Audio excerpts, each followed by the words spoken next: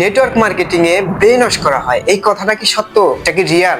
জি হ্যাঁ ভাই, এই কথাটা 100% সত্য। কেননা আপনার যদি ব্রেন ওয়াশ না করে তাহলে তো আপনি এখানে জয়েন করবেন না, প্রোডাক্ট নেবেন না। কেননা এখানকার যে প্রোডাক্টের যে দাম, সেই দাম অনুযায়ী আপনি দাম দেখে প্রোডাক্ট নেবেন না।